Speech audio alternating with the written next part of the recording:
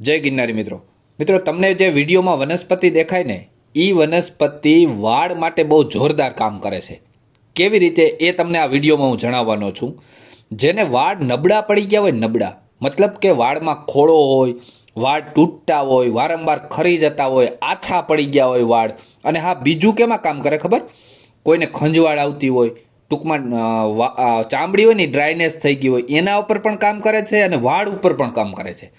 આ વનસ્પતિ જે વિડીયોમાં દેખાય ને, એનો હું તમને એક જોરદાર પ્રયોગ આજે કહેવાનો છું.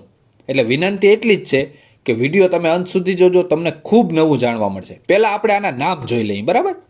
આ વનસ્પતિને ગુજરાતીમાં આપણે નાગરવેલના નામથી ઓળખીએ છીએ. જ્યારે સંસ્કૃતમાં આને તાંબુલવલ્લી, નાગવલ્લી કે તાંબુલી એવા નામથી ઓળખવામાં આવે છે. જ્યારે આનું અંગ્રેજી નામ છે બીટલ લીફ. અને મિત્રો, આનું લેટિન નામ છે પાઇપર બીટલ. આ આના નામનો પરિચય હતો. હવે મિત્રો, આપણે ખાસ આ દેખાવમાં કેવી હોય છે અને ઓળખવી ખૂબ સહેલી હોય છે, કેમ કે આનું પાન તમે ચાવો અને આ ખૂબ જાણીતી વનસ્પતિ છે. અને ખાસ એના જે પાન હોય ને, એની જે દાંડલી નીચે નાના નાના મૂળ હોય છે. દરેક પાનની દાંડલી હોય ને, એની નીચે જ્યાં સાંધો આવતો હોય, બરાબર, ડાળીનો, ત્યાં નાના નાના મૂળ હોય છે. એટલે એના ઉપરથી ઓળખાણ મળે છે. નાગરવેલના પાન ખાસ સમુદ્ર કિનારે એની ખેતી વધારે થાય છે. આપણે સૌરાષ્ટ્રમાં ચોરવાડમાં ખૂબ આની ખેતી થાય છે.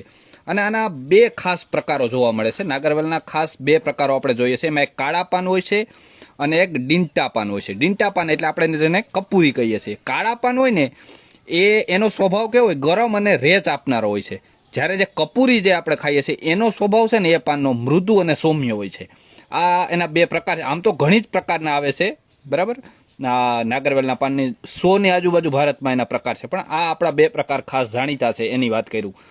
હવે આપણે એના ઉપયોગ ક્રમ ટુ ક્રમ એક ઉપયોગ જોશું. એ પહેલાં હું તમને એક વિનંતી કરવા માગું છું કે મિત્રો, જો અમારી મહેનત તમને સારી લાગતી હોય તો આ વિડીયોને એક લાઇક જરૂર આપજો, જેથી અમે પણ તમને અલગ અલગ પ્રકારની વનસ્પતિનો પરિચય કરાવવામાં અમને પણ મજા આવે, અમને પણ આનંદ આવે, અમને પણ ઉત્સાહ આવે, બરાબર?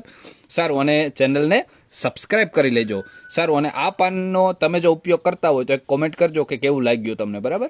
સારું. હવે આપણે આના પહેલાં ઉપયોગ.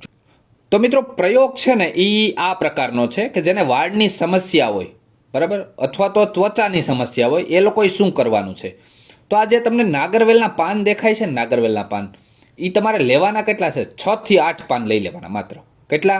6 થી 8, બરાબર? 6 લ્યો, 7 લ્યો, 8 લ્યો, ગમે એટલા ચાલશે. મિત્રો, બીજી વસ્તુ કઈ લેવાની છે ખબર?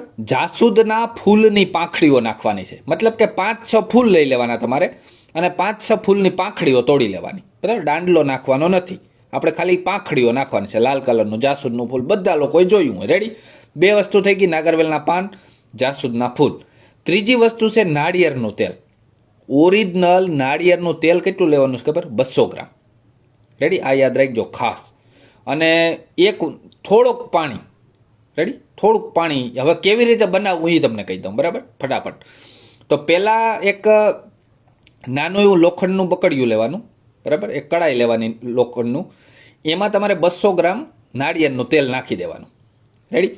પછી એમાં 6 થી 8 નાગરવેલના પાન કટકા કરી નાખી દેવાના. જાસૂદની પાંખડી એને તમારે કટકા કરી નાખી દેવાની. અને થોડુંક પાણી નાખવાનું છે.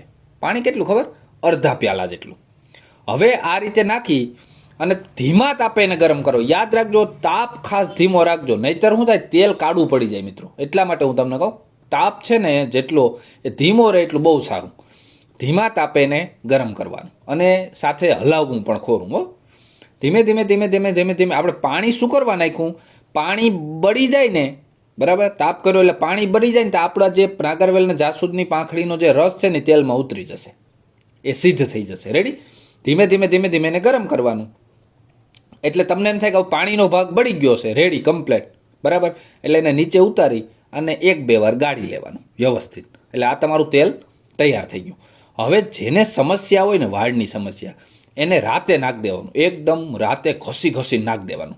અને સવારે તમારે કોઈ આયુર્વેદિક શેમ્પૂથી એને ધોઈ નાખો અથવા અરીઠાથી ધોઈ નાખવાનું પાણી. રેડી? આવી રીતે ખાલી 15 દિવસ કરજો. વાળ મજબૂત પણ થઈ જશે અને તૂટવાનો પ્રશ્ન હાવ વહી જશે. રેડી? હવે બીજું કે જેને ખંજવાળ હોય હાથમાં કે ગમે ત્યાં, ડ્રાયનેસ થઈ ગયો હોય, ખંજવાળ આવતું હોય અત્યારે શિયાળામાં, એના ઉપર પણ આ તેલ તમારે લગાડી શકો. ટૂંકમાં ચામડીના કોઈ પણ પ્રશ્નો હોય ને તો ચામડીના પ્રશ્નો ઉપર પણ આ તેલનો તમે પ્રયોગ એમાં કરી શકો. બરાબર, આટલું અદ્ભુત કામ છે આનું મિત્રો. એટલે ખાસ વિનંતી તમને એટલી મારે કરવાની છે કે જો તમને વિડીયો પસંદ આવ્યો કે ના આ તો સહેલો અને સારામાં સારો પ્રયોગ છે તો તમારા મિત્રોને અચૂક શેર કરજો. એટલી મારી ખાસ વિનંતી છે. જય જવાન, જય કિસાન, જય આયુર્વેદ મિત્રો.